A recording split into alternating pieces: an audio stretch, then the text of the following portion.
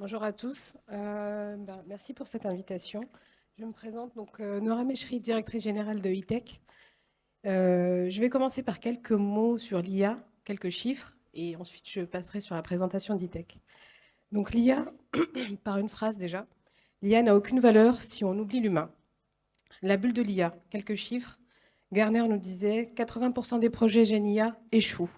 IDC, 240 milliards d'investis, moins de 20% utiles.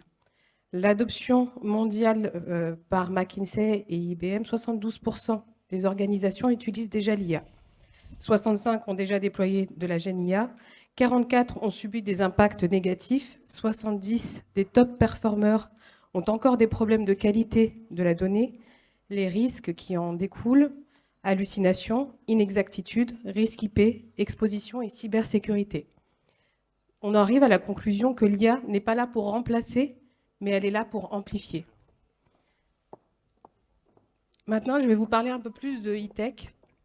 E-Tech est né de la synergie, on va dire, l'évidence entre deux mondes. Le PLM, Product Life Cycle Management, qui est dans le secteur de l'industrie, et l'IT.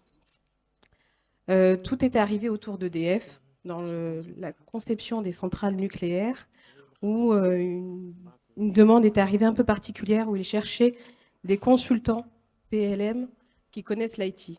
On s'est dit, on va prendre des consultants IT qu'on va faire monter sur le PLM, dur. Faire travailler des gens de l'IT avec un vocabulaire très riche sur le secteur de l'ingénierie, dans sa globalité, était compliqué. Donc on a pris le problème dans le sens inverse. On a pris des gens du secteur de l'ingénierie pour les faire monter sur le monde de l'IT. Ce qui a été un pari réussi et qui a donné les prémices de E-Tech. Ensuite est arrivée, on va dire, une rencontre autour d'un barbecue chez nos parents, entre mon frère et moi, qui nous sommes les deux cofondateurs de E-Tech. Lui vient du monde du génie civil,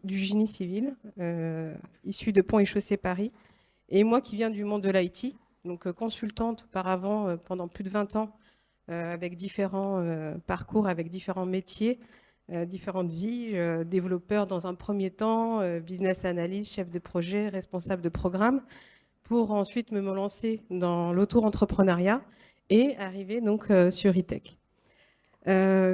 Pourquoi la Tunisie, la France? Nous sommes issus de la deuxième génération franco-tunisienne. Donc on est né en France, mais originaire de Tunisie. Et nous avons voulu faire de cette double culture un pont et non pas des frontières. Donc de là est née la structure entre E-Tech France et E-Tech Tunisie. On est implanté aujourd'hui entre la France, la Tunisie, Dubaï et Riyad bientôt. Nos trois pôles de compétences, donc l'IT, le digital, autour de l'IA, la cybersécurité, la data, le cloud, le génie civil, bien sûr, qui est notre cœur de métier de base, le BIM et la modélisation, l'énergie, les environnements critiques. Et nous proposons trois types de solutions. On met à disposition donc, de l'assistance technique des consultants chez nos clients.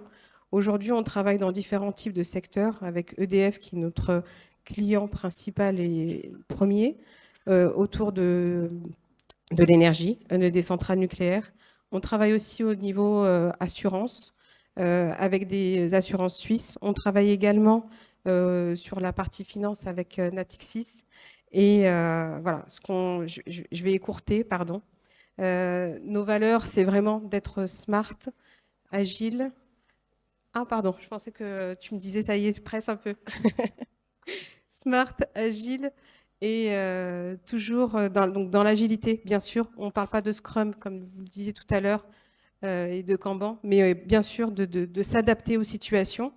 Et dans nos programmes, et on a été agile, on a été smart. Dans notre open space qui regroupe aujourd'hui ici en Tunisie un bureau d'études dans le génie civil et